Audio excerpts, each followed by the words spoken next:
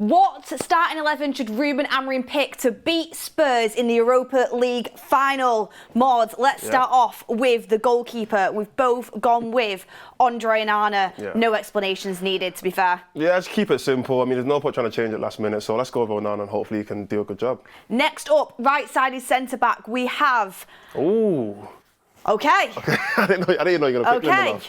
It's wild. I cannot believe I've put Lindelof in a starting 11 for the final in 2025, but here we are. Yeah. The thing is for me, and I'll explain myself first, then you can explain yourself, Mazraoui has to play wing-back because I don't think Dalot is going to be fit. If Dalot was fit, Dalot would play wing-back and Mazraoui would play right-sided centre-back. But we don't have anyone else. Aiden Heaven isn't fully back yet. Yoro's injured. Delit's injured. If they can make it back somehow, of course they go into this team over Lindelof. But we literally don't have anyone else. And I think he's got to go with a full-back as wing-back. So that's why I've gone with Lindelof. Fair enough. I mean, this threw me off a little bit because obviously I don't know your team. Yeah. But Mazraoui, look, I think it's standard. He's been our most consistent. I think he's played most games as a right centre back this season, so mine was just a really simple option, Mazraoui. Ricky's going to be messaging me saying, yes, I finally got through to you, but it's only because we're in desperate need. Yeah. Next up, by the way, get in the comments, Team Mods or Team Beth, what your 11 would be. Comment down below, hit a like on the video. Next up, we have, I mean, Super Harry. Literally couldn't pick anyone else. Yeah. You know what? If Dalit was fit, I think there'd be a call to put Harry Maguire up top. Unreal number 9, but... Yeah, especially after the Chelsea game. But look, I think I was going to say before, even if De Ligt was available for the final, I would still start him at centre-back because I feel like he's warranted his place, he deserves his place, he's probably the reason why we even made it through the quarterfinals. Would you start him over De Ligt if it was a choice between the two? As of right now, yeah. Right now, I would. Not to say that De Ligt's not worthy, he's not good enough, or he's not going to be our long-term centre-back, but what Maguire's done for us these past few games, or these past few weeks, I think it warrants a start in the final, so yeah, I would start him. Okay, next up, left-sided centre-back, and he's crept his way back in. For both of us, it is Luke Shaw. Yeah. All I'm going to say on Luke Shaw is the fact that he was brought in under Louis van Gaal and we're still relying on him in 2025 and he's still one of our best players if he is fit. It's the most frustrating thing. We need to get our recruitment better, but Luke Shaw absolutely has to play, experienced in finals as well. Yeah. Let's move on to wing back. Okay, another difference. Okay. So I've gone right wing back Mazraoui, and you've gone Ahmad there. Dalot. Yeah, I obviously the main player that I think would have started if he was fit would have been Dalot. Dalot's obviously not fit enough, so... I think Dalot will come off the bench if he is available. Possibly, yeah. But I just feel like Ahmad in general, first of all, he is our best right wing back. Let's not forget that. He is. If we were going to put our best players in their best positions at right wing back, it would be Ahmad. But when I look at the two 10 positions, I just think there are more options there that can fill in for a 10, whereas when I'm looking at Mazraoui and Dalot and Diallo, I feel like he's just a lot better in that position compared to Mazraoui, so I'd rather just put him there and then fill in the 10 roles with other players like Mount and Garnacho potentially. I don't know yet. But yeah. I get that, but for me, the rest of my team, I feel like I'm going to need that protection of Mazraoui. Yeah. And I'm also thinking Udogie and Son coming at you. I just think we'll go with a fullback there just for protection. But going into next season, I want to see Ahmad as wing back, and I do think if there wasn't so much riding on this game, I would go with Ahmad there because I think he's the best wing back. So I think it's a good pick from both of us, to be honest. Yeah.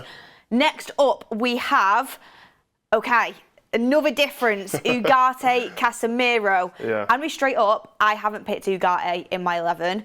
I just think recently, as good as he's been all season, and I don't think he's as bad as what some people make him out to be. They've jumped on him way too quick. I just think in a game like this, we need to retain possession, and I don't think he retains possession very well. So I've gone with Cassie. It's tough. Cassie, no explanation needed. Yeah. Never lost a final that he's been in, a European final that he's been in. Like, come on, he's not going to lose one to Spurs, is he now? He's, out of all the finals he's had for Real Madrid, European finals, he's not lost one. Come on, he's winning this. It's a no-brainer. 100%. I mean, everything you said about Casemiro is 100% true. I'm not really going to go against anything you said. I think with Casemiro, I said this before, he brings something to the team that other players can't bring, and it's more leadership a case of leadership. I mean, Casemiro leadership as well, but I think with Ugarte, it's that tenacity in the midfield to, yes, he made that mistake against West Ham, which we rarely see. That's not like that's Ugarte's game to lose a ball and not chase back. He is the kind of player to try and win the ball back, but I just think he has that engine in the midfield that we don't really have in other players. Casemiro's one of those players as well, so I feel like Ugarte is needed just for that that passion in the middle of the pitch to actually want to run around it and cover the amount of grass that he covers. So that's why I've got him in my team. I still think it's a good pick. I think it's highly likely Amorim goes with him. Them two have been a good pairing in Europe. Yeah. So let's see. But I've got too many players I want to get in. So I wouldn't be mad if he starts. I think people have been way too harsh on him. But yeah, Casemiro got us into this final. Is the reason we're here. Yeah. Next up in the midfield. Okay, so you have included Cassie. Of course. And I've gone with Bruno here. Before anyone jumps saying he's better as number 10, he can play anywhere. He's just got to be on the pitch. He can play both. And he got a hat-trick in the deep role against Real Sociedad. I keep hanging on to that one. Yep. So, and I've got certain players I want to play in the 10. So Bruno obviously has to start, which is why Ugarte's dropped out. And you've gone with Cassie. And everything you said before, it speaks for himself. Best player. I don't know how to say best player, but one of our better players since, I'll say, the past few months. He's pretty much one of the reasons why we got through the quarters and the semis. And like I said, that experience, you just don't lose it overnight. So Casemiro's got to be in the team. The experience between these two as well. Insane. Yeah, so these two as a pivot as well. Some people say, where's the legs? That's where the rest of my team comes into it. Yeah. Left wing back, we've both gone with Patrick Dargu. Yeah. Are you happy with that one?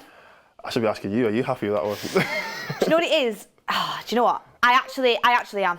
I've been to and fro with Dargu because I think starting next season in the Premier League, he should be the backup left wing back and we should have a starter. Yeah. I think he's got good points, but I think he's very hit and miss. It's a huge game for him. It's a final. Let's hope he can live up to it. But I think he will. I think he's got great physical attributes, which is exactly what you need when you're playing a team like Spurs. So yeah, and I think there isn't really another option anyway. No. I mean, you might say Luke Shaw.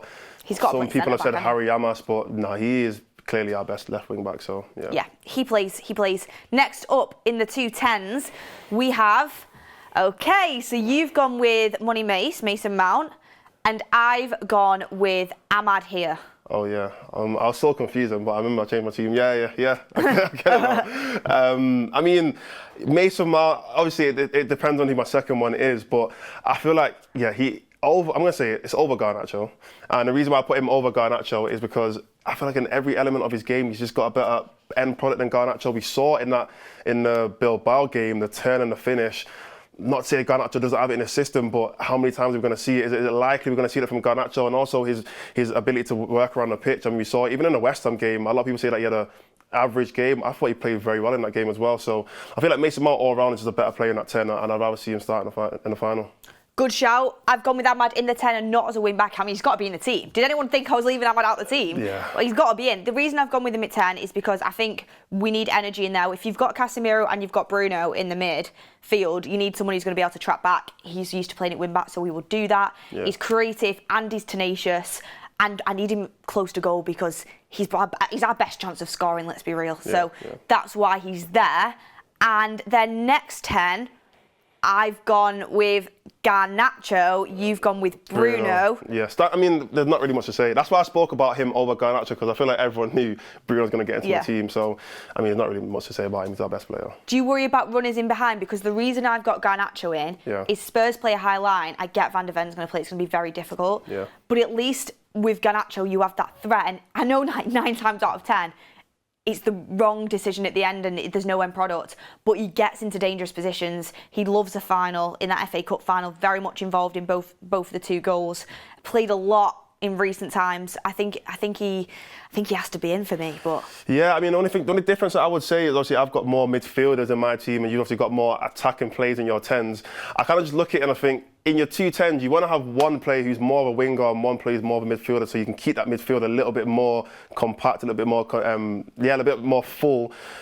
Looking at Bruno and Mount, both of them could probably even play in the pivot position if they wanted to. So I feel like for me, I wanted to keep the midfield as packed as possible, so it stops us from conceding. I remember the Spurs game earlier this season. I watched Van der Ven literally run through the whole midfield and score a goal.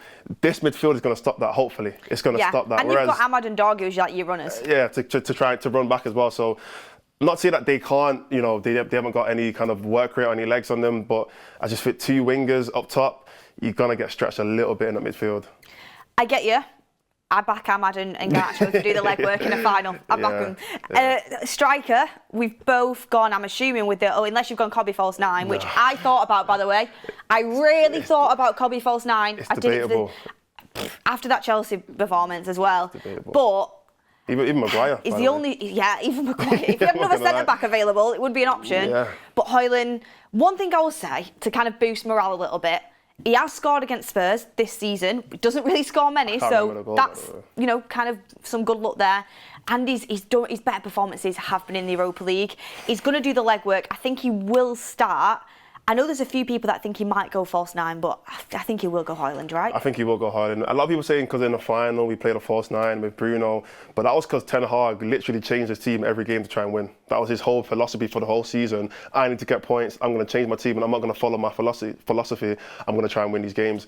Amorim is not that kind of manager. Amorim's already said he doesn't even care. Not that he doesn't care, but even if we don't win, that's not the be all and end all. That's not his real goal, isn't to just win trophies this season. So I think Amorim will go with what Amorim knows and what Amorim has tried to play this season, and he's not going to try and switch it just for one game to get a result. So yeah, he will pick Højlund, I think. Last chance to lean for Højlund. I think whether, you know, he does amazingly well in this game, which I hope he does, I'm backing him massively. Yeah. I think everyone can agree we probably do need to be starting the Premier League season with a different striker up front, but let's hope he can do the business against Spurs. Anyway, there are teams, guys. Yeah. Get in the comments down below what your Manchester United team is. I'm a little bit worried about the fact Dalot and Yoro are both out, and Dalot as well. I'm really hoping they can make it back. But we're going off the fact that they've not been in the Chelsea squad. We're assuming they're not available, but fingers crossed they can be, because that is game-changing for us. Aid in heaven, though. It's not to start, but the fact that he's able to come back is an option to put in that left centre-back role as a substitute. He could come on the pitch like Yoro used to do at the start of the season, and that could be a big one. Also, I've got to say, I think Mount, whether he starts or not, or Cobby, whether they start or not, will be big ones off the bench. Yeah. But anyway, guys, smash a like on the video, subscribe to the channel. What is your starting 11 to beat Spurs? Let us know, and come on, United.